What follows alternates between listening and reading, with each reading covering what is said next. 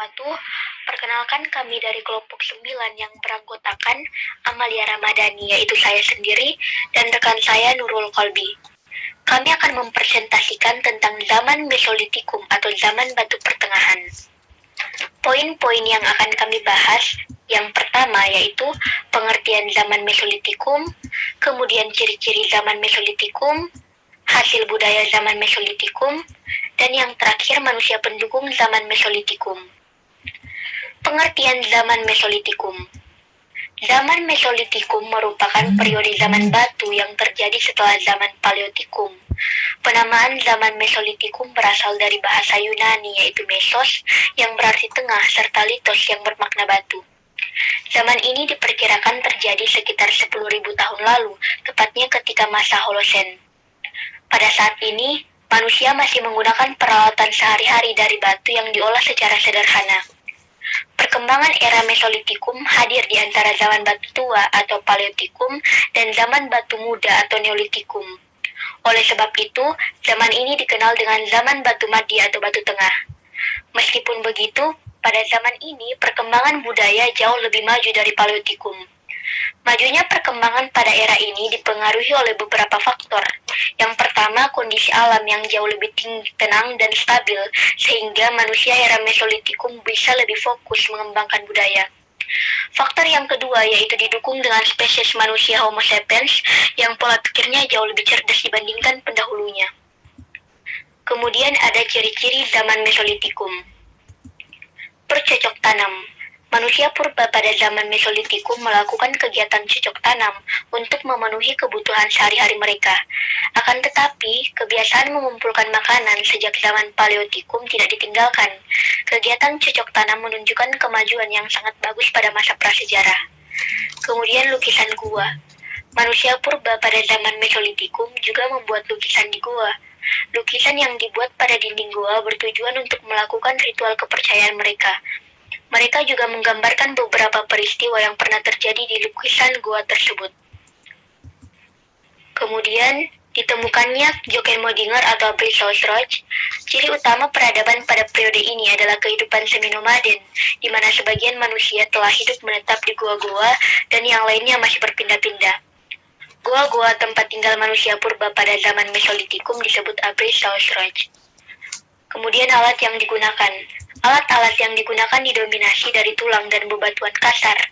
Peralatan dan senjata yang digunakan pada periode ini masih berbentuk kasar dan belum dihaluskan, seperti contohnya kapak genggam atau pabel dan kapak pendek berbentuk setengah lingkaran.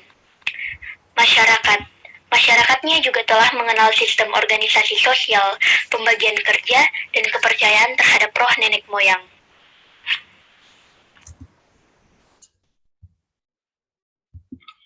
Hasil budaya zaman Mesolitikum. Yang pertama, Joken-Modinger atau sampah dapur.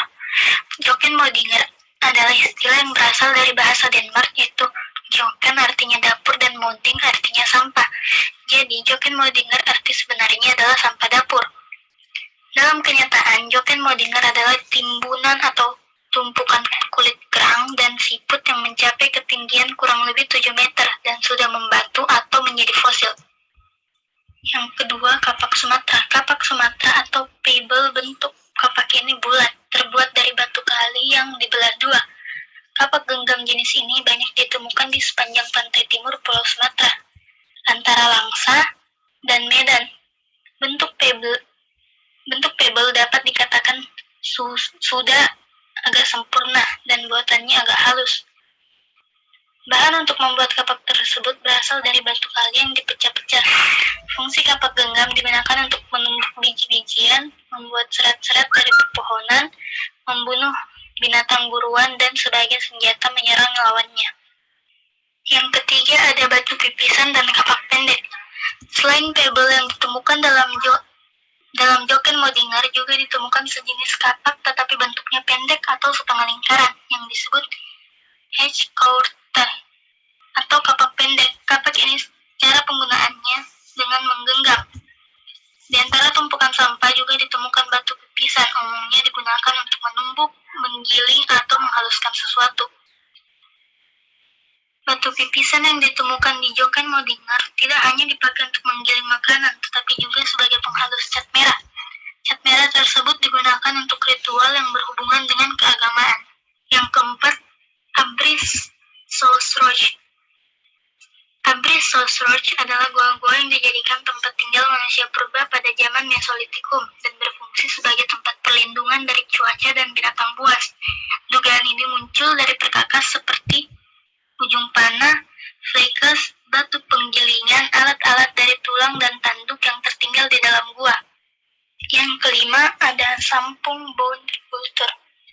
Sampung bone culture di antara alat-alat kehidupan yang ditemukan di dalam gua, ternyata yang paling banyak adalah alat dari tulang atau biasanya digunakan untuk bercocok tanam, sehingga oleh para arkeolog menyebutnya sebagai sampung bone culture atau kebudayaan tulang dari sampung.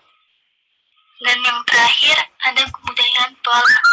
Di Sulawesi Selatan juga banyak ditemukan Abris Sosroch, terutama di daerah Lomoncong, yaitu Goa Leang Patai yang di dalamnya ditemukan flakes, ujung mata panah yang sisi-sisinya bergerigi dan pebble. Alat serpi berfungsi sebagai serut, penusuk, mengupas makanan, menangkap ikan, serta mengumpulkan buah-buahan dan ubi.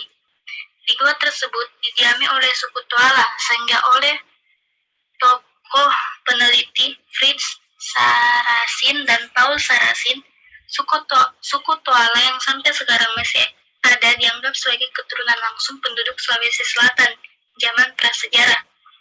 Untuk itu, kebudayaan Abris Sosroch di Lomoncong disebut kebudayaan Toala. Poin yang terakhir adalah manusia pendukung zaman Mesolitikum. Manusia pendukung kebudayaan zaman Mesolitikum adalah ras bangsa Papua Melanosoid, nenek moyang dari suku Iran dan Melanosoid, Sakai, Aita, dan Aborigin. Dengan adanya keberadaan manusia jenis Papua Melanosoid di Indonesia sebagai pendukung kebudayaan Mesolitikum, maka para arkeolog melakukan penelitian terhadap penyebaran pebble dan kapak pendek sampai ke daerah Teluk Tonkin Indochina, daerah asal bangsa Papua Melanosoid. Dari hasil penyelidikan tersebut, maka ditemukan pusat pebble dan kapak pendek berasal dari pegunungan Becksound dan daerah Hwabin di Asia Tenggara. Maka kebudayaan kapak genggam pebble sering disebut juga kebudayaan Becksound Hwabin. Sekian presentasi dari kelompok kami. Mohon maaf bila ada kesalahan kata. Wabillahi taufiq wal hidayah. Wassalamualaikum warahmatullahi wabarakatuh.